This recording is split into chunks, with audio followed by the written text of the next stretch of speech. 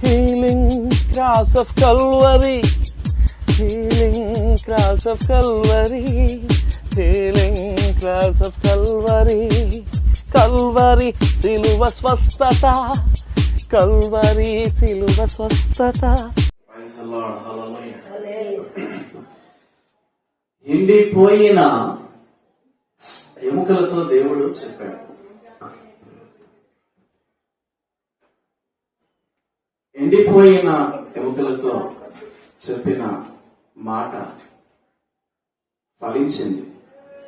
మీకు అర్థమవుతుందా? దేవుని బిడ్డ, ఈరోజు యెహోవా హస్తము నా మీదికి వచ్చెను అని భక్తుడైన యెహెజ్కేలు మాట్లాడుతూ ఉన్నారు. దేవునికి స్తోత్రం. 37వ అధ్యాయము మనం ధ్యానం చేస్తున్నాం. యెహెజ్కేలు గ్రంథము. ఈ రోజు దేవుడు పరిశుద్ధాత్మ దేవుడు చెప్పినమాట, ఎండిపోయిన యెహోవా హస్తము నా మీదికి వచ్చెను.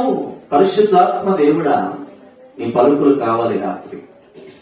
నజరేయుడైన యేసు నామమున, నజరేయుడైన యేసు నామమున అల్పుడైన నన్ను మరుగుపరిచి మీరు మాట్లాడమని నజరేయుడైన యేసు నామములో ప్రార్థిస్తున్నాము తండ్రి. ఆమేన్. ప్రియమైన దేవుని బిడ్డ, దేవుని హస్తము తన భక్తుడైన యెహెజ్కేలు మీదకి వచ్చినప్పుడు, సేవకుని మీదకి వచ్చినప్పుడు, నేను ఆత్మవశుడునై ఉండగా యెహోవా నన్ను తోడుకుని పోయి ఎముకలతో నిండి ఉన్న యొక్క లోయలో నన్ను దింపెను. వావ్, ఏం చేశాడంట? హల్లెలూయా. దేవుని ఆత్మ తన దాసుని మీదకి బలముగా వచ్చింది. అంతకంటే ముందు దేవుని హస్తము అతని మీదకి వచ్చింది. దేవునికి స్తోత్రం. హల్లెలూయా. దేవుని ఆత్మాభిషేకముతో దైవజనుడు ఉండగా, యెహోవా అంటే దేవుడు అతని తోడుకుని పోయి ఎముకలతో నిండి ఉన్న యొక్క లోయలో దింపడం మనం చూస్తున్నాం. ఆయన వాటి మధ్య నన్ను ఇటు అటు నడిపించుచుండగా నడమన్నాడు. యెహెజ్కేలు, నా దాసుడా, నా మాట వింటావు కదా నువ్వు? దేవునికి స్తోత్రం. అలలో నువ్వు ఆ ఎముకలలో ఒక లోయలోనికి వెళ్ళావు. హల్లెలూయా. అందుకే ఒక మాట, ఆ లోయ పేరు అఖోరు లోయ. దేవునికి స్తోత్రం. అఖోరు లోయకు నిరీక్షనిచ్చు మాటలు. హల్లెలూయా. ఆకాశములు గతించిన నీ మాటలు గతించవు. ఆమేన్. సున్నాయినను ఒక పొల్లైనను, సున్నాయినను ఒక పొల్లైనను నీ మాటలు గతించవు యేసయ్యా అన్నాడు. ఆ లోయలో అక్కడి తిరుగుతుంటే ఆయన నరపుత్రుడా, దేవుడు సేవకుడు మాట్లాడుతున్నాడు. ఆమోసు గ్రంథం 3వ అధ్యాయం 7వ వచనం చదవాలి ఎవరైనా. ఆమోసు 3:7 చదివితే ఒకసారి త్వరితంగా చదవాలి ఎవరైనా.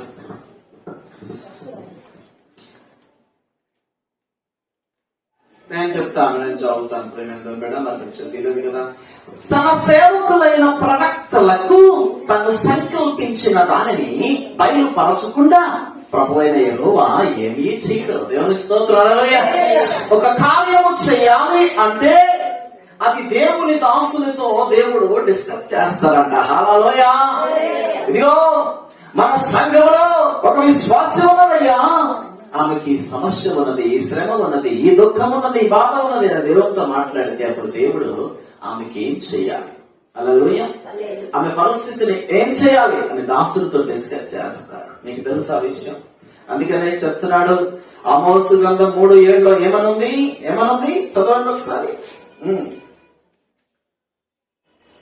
చదవాలి. ఇంకా తీయలేదా?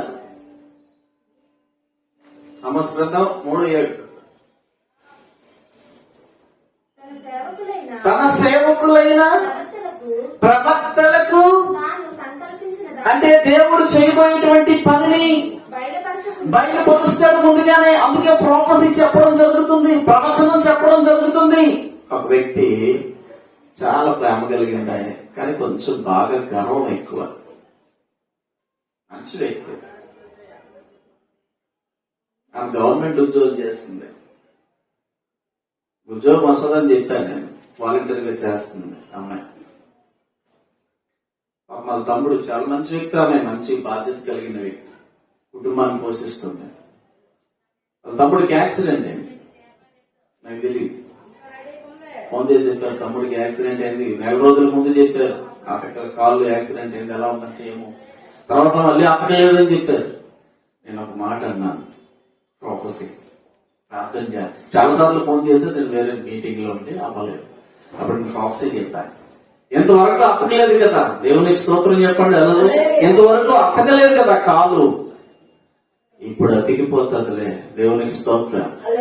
ఆదివారములో అతికిపోతా ఉంది. అతికిపోతే నువ్వు వెళ్ళవసరం హాస్పిటల్కి, మళ్ళీ సర్జరీ చేయవసరం లేదు. సర్జరీ చేయాలంటే కొన్ని వేల రూపాయలు పెట్టాలి, ఆధార్ కార్డు, ఆరోగ్యశ్రీ పెట్టాలి, అవునా కదా, తిరగాలి, మదుపు పెట్టాలి, అవునా. అవేమీ అవసరం లేదు, దేవుడు బాగు చేస్తాడని చెప్పమన్నాడు. ప్రైజ్ ది లార్డ్, హల్లెలూయా. ఆ వ్యక్తి ఆ కాలు అతకడం స్టార్ట్ అయింది. నేను అన్నాను, అమ్మా సంఘానికి దేవుడిని తమ్ముడు విషయంలో కార్యం చేశాడు, సంఘానికి వచ్చి సాక్ష్యం చెప్పు, దేవుడు నియమించిన కానుక నువ్వు ఇవ్వాలి. కానుక సంగతి పక్కన పెట్టు, సాక్ష్యం చెప్పాను. రిప్లై ఇవ్వలా. హల్లెలూయా. ఎంత గర్వంగా ఉన్నారు మనుషులు, చూసారా? నీకు అర్థమైందా? మరి స్వస్థత గురించి ప్రార్థన చేయమని ఫోన్ చేసుకుంటావే, అవునా కాదా? చేయమని చెప్పావు, మళ్ళీ అడిగితే ఏమంటారు? అందుకే చెప్తున్నాడు, అతడు స్వస్థపరచబడతాడని చెప్పింది ఎవరు? ఆమేన్, హల్లెలూయా. దమయంతి గారికి యాక్సిడెంట్ అయినప్పుడు డాక్టర్లు ఏం చెప్పారో తెలుసా? ఈమెకి ఇంజరీస్ ఉంటాయి, అందుకని ఎంఆర్ఐ రెఫర్ చేశారు. ఏం చేశారు? ఎంఆర్ఐ రెఫర్ చేశారు. నేనేం చెప్పానో తెలుసా? ఎంఆర్ఐలో కూడా ఏమీ ఉండదు అక్కడ. దేవునికి స్తోత్రం చెప్పండి, హల్లెలూయా. ఇది నా మాట కాదు, ప్రార్థన చేస్తే దేవుడు బయలుపరిచిన మాట. నీ జీవితంలో ఒక కార్యము జరగాలి అంటే అది ప్రవక్త నోటి నుంచి రావాలి. ఆ కార్యము దేవుడితో డిస్కస్ జరగాలి. అందుకే యెషయా గ్రంథము 37వ అధ్యాయములో దేవుడు అంటున్నాడు, నరపుత్రుడా, there is a discussion between man of God and God. హల్లెలూయా. దేవుని మనుషునికి డిస్కషన్ అవుతుంది. మీకు అర్థమవుతుందా? ఏమనవుతుంది? నరపుత్రుడా, ఎండిపోయిన ఎముకలు బ్రతకగలవా అని నన్ను అడుగగా, ప్రభువా యెహోవా అది నీకే తెలియదని నేనంటే. హల్లెలూయా. అది నీకు తెలుసు కదయ్యా, నాకెలా తెలుస్తుంది? దేవుని స్తోత్రం చెప్పండి, హల్లెలూయా. హల్లెలూయా. ఏంటి సంగతి? హెయిర్ స్టైల్ ఏంటి? ప్రభు తీసుకొచ్చిండు, లోయలో పెట్టిండు. ఈ లోయలో అన్ని ఏం కనబడుతున్నాయి? పుర్రెలు కనబడుతున్నాయి, ఎముకలు కనబడుతున్నాయి, అస్థిపంజరాలు కనబడుతున్నాయి, అవునా కదా? ఎండిపోయిన ఎముకలు, దేవునికి స్తోత్రం, హల్లెలూయా. బ్రతుకుతాయా అవి అంటున్నాడు, బ్రతుకుతాయా అంటున్నాడు. నీకు తెలుసు కదా అంటున్నాడు. అప్పుడు అన్నాడు, అందుకైనా ప్రవచనలు ఎండిపోయిన ఈ ఎముకలతో ఇట్లాను, హల్లెలూయా. ఎండిపోయిన ఎముకలారా యెహోవా మాట ఆలకించుడి. దేవునికి స్తోత్రం చెప్పండి, హల్లెలూయా. ఏంటండి? ఎండిపోయిన ఎముకలారా యెహోవా మాట, దేవునికి స్తోత్రం. ఎండిపోయిన ఎముకలు ఆ రోజున బ్రతికాయి, లెక్కింపలేని సౌమ్యముగా అవి బయటికి వచ్చాయి. నరములు, మాంసము, రక్తము, జీవము వాటిలోనికి వచ్చింది. దేవుని స్తోత్రం చెప్పండి, హల్లెలూయా. ఎండిపోయిన ఎముకలు కూడా బ్రతికాయి అంటే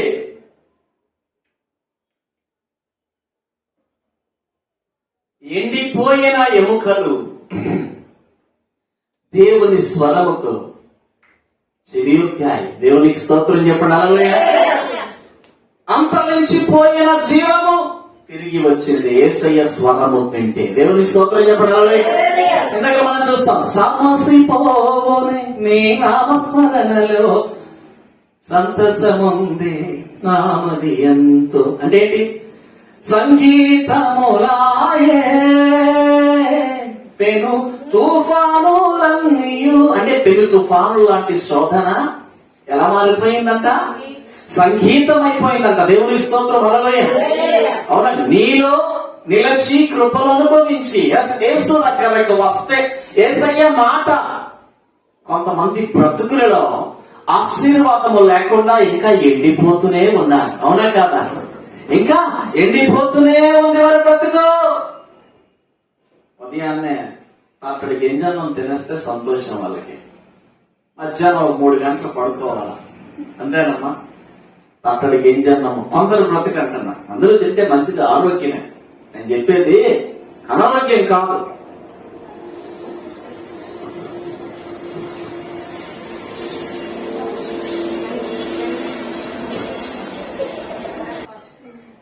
హల్లెలూయా. మంచి జీవితాలు ఎలా ఉంటాయి? మంచిదే, అవునా కాదు? ఇప్పుడు ఇడ్లీ, దోశ, వడ తినే కంటే సద్దనం తింటే మంచిదే. అక్కడ తినేసి సమ్మగా ఇక ఒంటి మీద కేవి లేకుండా వస్త్రాలు ఎటు వెళ్ళిపోతాయో తెలియదు. ఏమంటే వాళ్ళు ఎలా పడుకుంటారో తెలియదు. మనం నోరెట్ట అంటారట, ఏగలు తూలిపోతాయో లేకపోతే బొక్కొచ్చి వచ్చిపోస్తుందో ఏం తెలియదు. అక్కడ తినేసి ఒంటి మీద కేవు లేకుండా. ఏమంటే ఇక వాళ్ళకి దేవుడొద్దు, ఇంట్లో ఏ దొంగతనం జరిగిపోయినా అవసరం లేదు, వాళ్ళ ఒంటి మీద ఏం జరిగినా వారికి చల్లము ఉండదు. తృప్తిగా లేచి అర్థం చేసుకుంది, మబ్బు పొంగింది. ఇక పక్క ఉండవు. ఏంటే ఎంత బాగా వచ్చేసినావు పాప ఏటన్నా. అప్పుడు అడగడది సీక్రెట్స్ చెప్పకూడదు. అక్కడ తిన్నాను తట్ట. ఆ తర్వాత సెంబు అన్లోడ్ చేయొద్దు. మీకు అర్థమవుతుందా? కొంతమంది బ్రతుకు ఎట్లుంటదంటే వినరు. దేవుడి మందిరానికి వెళ్ళాలంటే ఎంత డిస్టర్బ్ అయిపోదు. మళ్ళీ వంట చేసుకొని తినకపోతే, అవునా కాదు? వంట చేసుకొని తినకపోతే మళ్ళీ రాత్రికి దేవుని మందిరానికి సమయము, దేవుని మాటకు సమయము ఎవరు? కొంతమంది ఇచ్చినట్టే నటిస్తారు. తెలుసా మీకు? కొంతమంది ఇచ్చినట్టే నటిస్తారు. పాస్టర్ గారు బైబిల్ పెట్టుకుని వాళ్ళ ఇంటికి వెళ్తే వాళ్ళు ఇచ్చే కానుకను బట్టి వాళ్ళ నటనని తెలిసిపోతుంది. హల్లెలూయా. 10 రూపాయలు పెడతారు కొంతమంది. అమ్మమ్మమ్మమ్మ, వీళ్ళు ఎలాంటి వాళ్ళంటే పెంట కుప్ప మీద 10 రూపాయలు దొరికితే, పెంట కుప్ప మీద 10 రూపాయలు దొరికితే 4తో నాకుని తృప్తిగా జోబులో పెట్టుకుని రకమా. వాళ్ళ బతుకు అక్కడే ఆగిపోద్ది, వాళ్ళ ఎవరు అక్కడే ఆగిపోద్ది. నీకు అర్థం అవుతుందా? ఎందుకంటే ఈ జనులు వినిట మట్టుగా విందులు గాని గ్రహింపనే. క్లియర్ గా చెప్తున్నాడు చూడండి. అందుకని ప్రవచనం ఎత్తి ఎండిపోయిన ఎముకలతో ఇట్లనము, ఎండిపోయిన ఎముకల్లారా యెహోవా మాట ఎలా ఆలకిస్తాయి? జీవం లేదే అంటే దేవుని మాట అఘోర లోయకు వస్తుందని ఎండిపోయిన శపింపబడి మరణించినటువంటి ఆ ఎముకలు ఎదురు చూస్తా ఉన్నాయి. హల్లెలూయా. అక్కడ మాంసము లేదు, రక్తము లేదు, నరములు లేదు, కదలిక లేదు, బట్ నిరీక్షణ ఉంది. దేవునికి స్తోత్రం చెప్పండి. హల్లెలూయా. ఈ రోజు నీ జీవితంలో నిరీక్షణ లేకపోతే, నీ బ్రతుకులో దేవుని మాట నీ చెవుల్లో, నీ హృదయంలోనికి వెళ్ళకపోతే, నువ్వు దేవుని మాట ఆలకించకపోతే ఉదయాన్నే ఒక తట్టిడు, మధ్యాహ్నం ఒక సెంబు పట్టుకుని వెళ్ళాల్సిందే. జీవితాంతం అదే వాళ్ళ బ్రతుకు. మారుతుందా ఆ బ్రతుకు? బాధ్యత ఉండదు, ఒక లగ్జరీగా ఉండదు. కొంతమంది గురించి చూసినప్పుడు నాకు చాలా అసహ్యం అనిపిస్తూ ఉంటది. కానీ దేవుడు అక్కడ ప్రేమించమంటాడు. దేవుడి స్తోత్రం. హల్లెలూయా. అసలు బ్రతుకు ఒక అర్థం ఉందా? ఎండిపోయిన ఎముక లాంటి శరీరం కొంతమందికి ఉంటుంది. టింగ్ టింగ్ టింగ్ అని అంటుంటారు వాళ్ళు. హల్లెలూయా. టింగ్ టింగ్ టింగ్. ఆ ఎండిపోయిన శరీరం ఏమండి? అవునా కదా? ఎండిపోయిన శరీరం 1/2 కేజీ మాంసం ఉంటుంది, తప్పు మాట. అది చూపించాలని టైట్ చేస్తా ఉంటాం అట్లకి. అర్థమవుతుందా? ఏమో బంగారం బంగారం లాగా ఆ ఎండిపోయిన శరీరం కనబడాల చిత్తగా టైట్ చేస్తా ఉంటారు. అంటే చూడండి చూడండి వాళ్ళ బ్రతుకు చూడండి. ఇప్పుడు నీకు అర్థమవుతుందా? దేవుడు ఆ ఎండిపోయిన శరీరంతో వచ్చేసి కష్టం వస్తే అప్ప ఏమి ప్రార్థన చేస్తారు, ఓ ఏడు చేస్తారు. ఎందుకంటే మరణం దగ్గరికి వచ్చేస్తున్నారు, మెడిసిన్స్ పెరిగిపోతున్నాయి, ఉపద్రవం వచ్చేసింది. ఇప్పుడు దేవుడి పాదాలు పట్టుకుంటారు. దేవుడు స్వస్థపరిచిన తర్వాత మరి దేవుడి మందిరాన్ని చూడరాలు. హల్లెలూయా. వాళ్ళు చూసేదేంటో తెలుసా? పోరంబోకు తొప్పలో చీకటి కలిగిన ప్రదేశాలు ఇవే వాళ్ళ బ్రతుకు. ఏంటి జయమని ఇట్లా అంటున్నాడని అనుకోదు కానీ అవునా కాదు, నిజమా కాదు? మందిరాన్ని చూసి ఎన్ని రోజులు అయిందో, వాళ్ళు మందిరంలో సమయం గడిపి ఎన్ని రోజులు అయిందో, అసలు దేవుని మాట విలువేది. కొంతమంది అయితే భక్తులు కనబడతారండి. అందరి మీద ఇక సాడీలు చెప్పుకునే భక్తులు వీళ్ళు బైబిల్ పట్టుకొని తల కిందకి తెంచమో వేషం వేస్తారు. ఇంకా ఓ నాయన మునుపు ఎన్నో కథలు చేసేసారు వీళ్ళు. అమ్మమ్మ ఏమంటే రాజకీయాలు చేసావు, వ్యభిచారాలు చేసావు, దొంగతనం చేసావు. కొంతమంది దొంగ భక్తులు. మీకు అర్థమవుతుందా? దేవుడు ఏం చెప్పాడు? వ్యభిచారం పాపం అన్నాడు, దొంగతనం పాపం. వీళ్ళు రోజుకి 200-300 దొంగతనం చేయడం వీళ్ళు బతుకు. లేవడం దొంగతనం స్టార్ట్ అవుతుంది. ఒకసారి నేను ఒక షోరూమ్కి వెళ్ళాను, 3 షర్ట్లు కొన్నా. ఒక్కొక్క షర్టు 1700. 3 షర్ట్లు కొన్నా. ఆ 2 షర్ట్లకి బిల్ ఇచ్చాడు, 3 షర్ట్లు ప్యాక్ చేశాడు. నేను ఇచ్చాను, వెళ్ళిపోయాను. షోరూమ్ పెద్ద షోరూమ్, కోట్ల వ్యాపారం జరుగుతుంది. ఇంటికి వచ్చాను, ఇంటికి వచ్చేందుకు 3 షర్ట్లు ఉన్నాయి, 2 షర్ట్లకే బిల్ ఇచ్చాడు. ఇంకా 1700 ఇవ్వాలి. నేను వెళ్ళాలంటే 12 కిలోమీటర్లు వెళ్ళాలి. నేను ఏం చేశానంటే, ఏం చేయాలి ప్రభా అని చెప్పేసి ఫస్ట్ సంతోషపడి నేను ప్రభు అంటున్నాడు, ఈ 1700 చెల్లించి రావాలన్నా. దేవునికి స్తోత్రం. హల్లెలూయా. ఎందుకు? ధర్మశాస్త్రం దొంగతనము పాపము. హల్లెలూయా. దొంగతనము పాపము. హల్లెలూయా. ఎన్ని కథలు చేశామో ఇంతకు ముందు. ఇప్పుడు నీ అంత భక్తి పరురాలు లేరని ప్రజలు నమ్మాల. అవునా కాదు? తల దించవో పైకి ఎత్తవో, కానీ లోపల చేసే పనులన్నీ చేస్తా ఉంటావు. హల్లెలూయా. వీళ్ళందరూ దొంగ బతుకులు బతికేటువంటి భక్తులు. అందుకని చెప్తున్నాడు, యేసయ్య స్వరము. ఎక్కడంటే స్వరం ఎక్కడుంది? మీకు అర్థమవుతుందా? వాళ్ళ బ్రతుకులో ఏంటి? ఆ చెతక్కి, ఆ మొక్కకి, ఆ పావు కేజీ మొక్కకి, అంటే పావు కేజీ ఉందని విమర్శించట్లేదు, ఇక అది కనపడాలని ఎక్స్పోజ్ చేయడానికి టైట్ చేస్తారు. ఇంకా అమ్మమ్మమ్మ. నేను ఎందుకు చెప్తున్నానంటే, వారి బ్రతుకులో జీవము లేదు. నీకు అర్థమవుతుందా? ఉందా జీవం? ఉందా? లేదు. ఎందుకు? చూడండి, ఇక్కడ వాడంటాడు, ఈ ఎముకలకు ప్రభువైన యెహోవా సెలవిచ్చినదేమనగా, మీరు బ్రతుకున్నట్లు నేను మీలోనికి జీవాత్మను రప్పించుచున్నాను. ఆమె చెప్పండి ఇక్కడ. హల్లెలూయా. మీరు బ్రతుకున్నట్లు అంటే ఎముకలు మొదలు పెడుతున్నాయి అక్కడ. హల్లెలూయా. ఆలకించండి అని చెప్పాడంటే ఎముకలు ఆలకిస్తున్నాయి. హల్లెలూయా. అంటే ప్రాణము పోయింది, సమాధిలోనికి వెళ్ళిపోయింది, ఇంకా అయిపోయింది. వారి జ్ఞాపకం భూమి నుంచి కంప్లీట్ గా కొట్టివేయబడింది. వాళ్ళ చుట్టాలు ఎలా ఉంటారు? వాళ్ళ బంధువులు ఫోటోలు పెట్టుకుని చూస్తూ ఉంటారు వాళ్ళు. అవునా కదా? ఫోటోలు పెట్టుకుని 5 సంవత్సరాలు అయిపోయింది, 10 సంవత్సరాలు అయిపోయింది. సడన్ గా ఇప్పుడు వాడు వచ్చేసి 10 సంవత్సరాల తర్వాత బతికి వాళ్ళ కళ్ళ ముందు కనబడితే ఎట్టుంటారు? దేవుని స్తోత్రం చెప్పండి. హల్లెలూయా. చనిపోయిన ఎముకలు, జ్ఞాపకం మరవబడినటువంటి ఎముకలు. ఏమన్నాడు? మీరు బ్రతుకున్నట్లు నేను మీలోనికి జీవాత్మను రప్పించుచున్నాను. దేవుని స్తోత్రం. హల్లెలూయా. ఎందుకు? దేవుని మాట ఎముకలు విన్నాయి. అర్థమవుతుందా మీకు? హలో, అర్థమవుతుందా? ఎంతైంది? మీకు అర్థమవుతుందా లేదా? అర్థమవుతుందా? అర్థమైందా? Praise the Lord. హల్లెలూయా. నేనేం చెప్తున్నాను ఈరోజు? అయితే ఎండిపోయిన ఎముకలు దేవుని మాటను విని బ్రతికాయి. దేవునికి స్తోత్రం చెప్పండి. హల్లెలూయా. హల్లెలూయా. హల్లెలూయా. హల్లెలూయా. దేవునికి స్తోత్రం.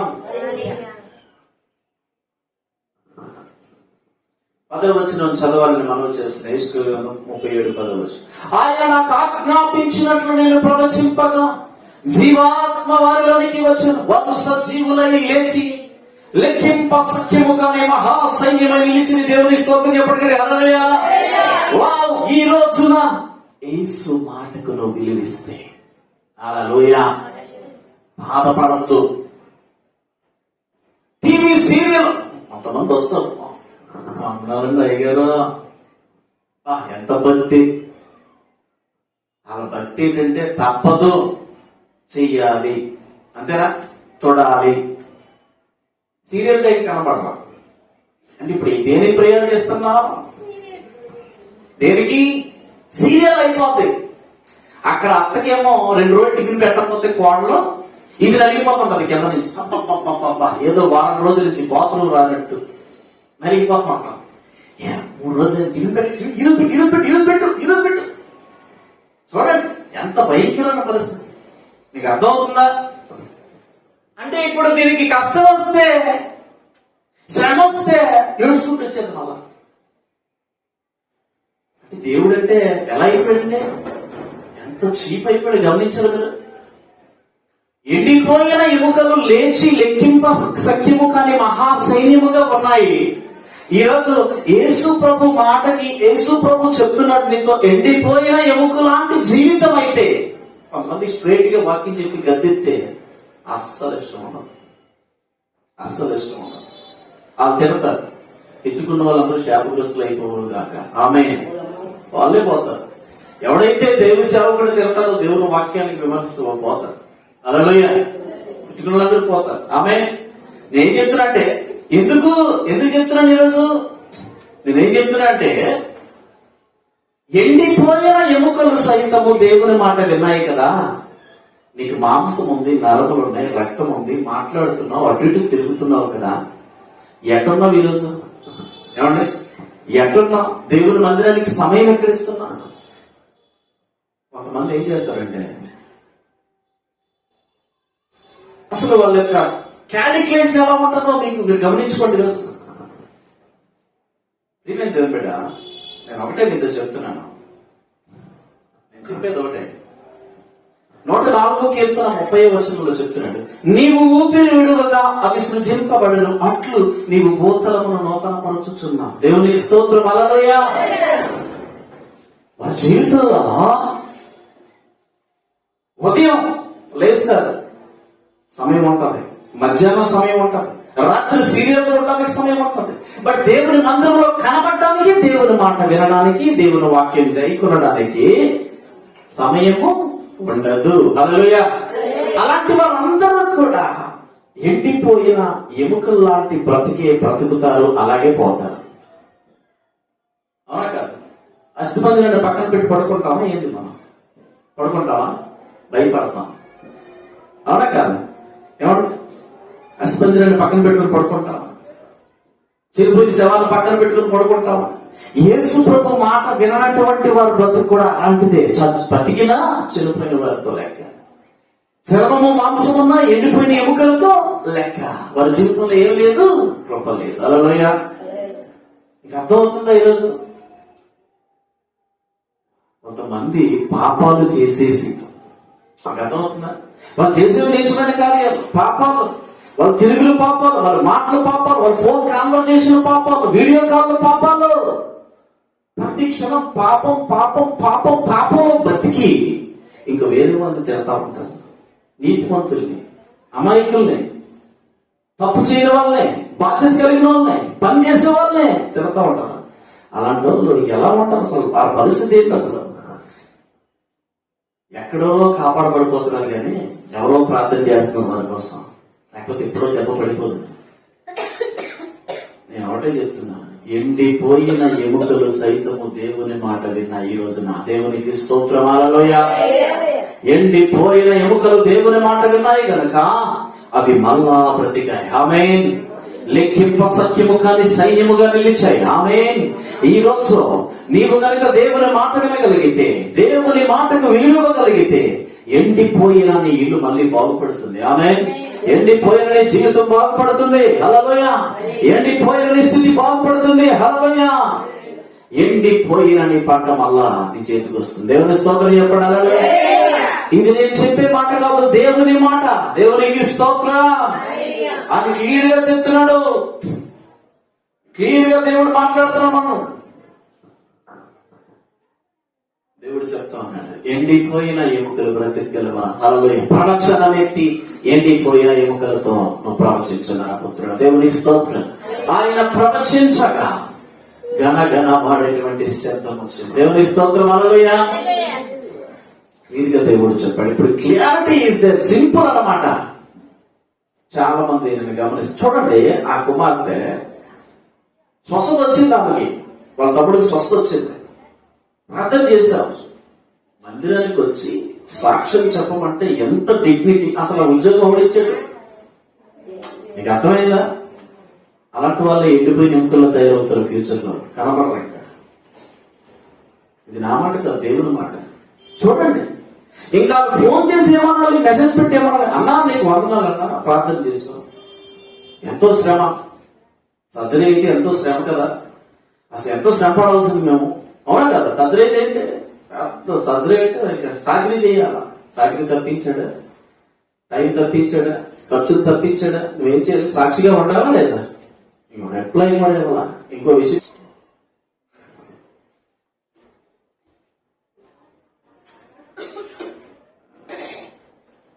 ఒక దగ్గర ఒక మాట ఉన్నది, భక్తిహీనుల దగ్గర సైతము నేను కానుకలు తీసుకుంటాను అన్నాడు. హల్లెలూయా. నువ్వు చెల్లించలేదంటే అది ఆయనకి తెలిసి ఎలా లాక్కోవాలి ఆయనకి తెలుసు. నువ్వు చెల్లించేస్తే ప్రేమగా ఆయన ఆశీర్వదిస్తాడు. ఒకవేళ చెల్లించకపోతే 100 రెట్లు ఫైన్ పడుతుంది, అవునా కాదు? హల్లెలూయా. ఫైన్ గవర్నమెంట్ మనం 3 సార్లు సిగ్నల్ జంప్ అయితే చూస్తాడు కెమెరాలో, తర్వాత బిల్లు పంపిస్తాడు, అవునా కాదు? బిల్లు పంపించింది కట్టలేదు అనుకో కోర్టుకి వేస్తాడు, డైరెక్ట్ కోర్టులో తీర్చుకుంటాడు. దేవుని స్తోత్రం చెప్పండి. హల్లెలూయా. ఇప్పుడు ఆయన కోర్టు న్యాయాధిపతి, అవునా కదా? మనం దేవుడు చేసిందని మనం చెల్లించకపోతే 100 టైమ్స్ ఫైన్ పడిపోతాయి. ఎక్కడ అవుతారు అంటే ఒక 5,000 చెల్లించకపోతే 5 లక్షలు పడిపోతాయి. దేవుని స్తోత్రం. హల్లెలూయా. అది ఎప్పుడు పడుతుంది, ఎలా పడుతుంది అనేది తెలియదు. ఒకసారి ఒక హార్ట్ పేషెంట్ చనిపోతున్నాడు. ఫోన్ కాల్ వచ్చింది. 3 రోజుల్లో ఐసీ నుంచి బయటకు వచ్చేసి, లేదు చనిపోతాను అంటున్నారు, మా ఆయన చనిపోతాడు అన్నారు. లేదు 3 రోజుల్లో బయటకు వస్తారని చెప్పి ప్రవచనం దేవుడు బయలుపరిచాడు. వచ్చేసారు బయటకు వచ్చేసారు. తర్వాత మళ్ళీ 3 రోజుల తర్వాత ఫోన్ చేశారు. జనరల్ వార్డుకి వచ్చిన తర్వాత అర్జెంటుగా ₹1,00,000 కట్టాలి, ₹1 లేదు. నీకు ఒకరు డబ్బులు తీసుకొచ్చి రేపు ఉదయం ఒకరు డబ్బులు ఇస్తారు, ఎవరో తెలియదు, దేవుడు చెప్పమని చెప్పారు. ఉదయానికి 80,000 తీసుకొచ్చి ఇచ్చారు ఎవరో. అర్థమైందా? అయితే అన్నీ అయిన తర్వాత వాళ్ళు ఇంటికి పిలిచి మమ్మల్ని అవమానపరిచారు. నేను ఒకటే చెప్పాను, ఎవరితో మాట్లాడుతున్నా తెలియదు, నువ్వు అవమానించాను, చాలా తప్పు చేశాను. చూసాను, చాలా మంది సేవకులను చూసాను. అవమానించిన 4 రోజుల తర్వాత ఆ ఫాదర్ చనిపోయాడు. హల్లెలూయా. అంటే కొంతమంది అనుకుంటారు, నువ్వేంట్రా చేస్తావు, నీ ప్రార్థనలు ఏంటని అనుకుంటారు, కానీ ఎవరో రక్షిస్తున్నారు వాళ్ళకి. నువ్వు కృతజ్ఞత చెల్లించలేదంటే మనుషులైతే వదిలేస్తారు, ఆమేన్. దేవుడు వదిలేడు. దేవుడు తప్పకుండా తీసుకుంటాడు నీ దగ్గర నుంచి. ఎలా తీసుకోవాలి ఆయనకి తెలుసు. నేనేం చెప్తున్నా అంటే, క్లియర్ గా చెప్పాడు ఆయన.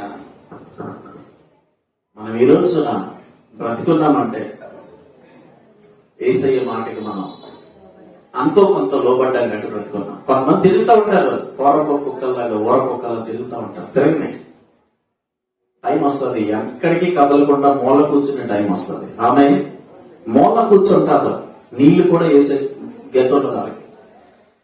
చూస్తారు అని ఎక్స్పెక్ట్ చేసిన కూడా చూడరు, ఎందుకంటే వాళ్ళకి గ్రహిస్తారు ఎన్నో పాపాలు చేస్తాను, నీ బ్రతుకులో పాపాలు చేస్తాను, నీచుమని కార్యం చేస్తాను, నీకు నీళ్లు వేస్తే పాపాన్ని వదిలేస్తారు. ఇది దేవుని మాటకి విలువివ్వని వారి జీవితంలో జరిగేది. అర్థమైందా? దేవుని మాటకి విలువిచ్చే వారి జీవితంలో జరిగేది ఏంటో తెలుసా? దేవుని మాటని వినే వారి జీవితంలో జరిగేది ఏంటో తెలుసా? నీ కుటుంబము సర్వనాశనం అయిపోయిన స్థితిలో ఉన్నా అది మళ్ళీ కట్టబడుతుంది. ఆమేన్. హల్లెలూయా. నువ్వు మళ్ళా జీవాన్ని చూస్తావు. హల్లెలూయా. మళ్ళా ఆశీర్వాదాన్ని చూస్తావు. హల్లెలూయా. మళ్ళా దీవెన చూస్తావు. హల్లెలూయా. మళ్ళీ ఆరోగ్యం చూస్తావు. ఆమేన్. విలువిచ్చే వారికి విలువ వారికి ప్రార్థన చేసుకుందాం. ప్రభువైన యేసు నీకు స్తోత్రాలు. ఈరోజు ఎండిపోయిన ఎముకలు నీ మాటని విన్నాయి కనుక బ్రతికే. మా జీవితంలో కూడా అలా గ్రహించడానికి, వినడానికి, బ్రతకడానికి సహాయం నా జరిగిన యేసు నామమున ఈ వాక్యం దీవించమని కోరుతూ ప్రార్థిస్తున్నాము తండ్రి. ఆమేన్.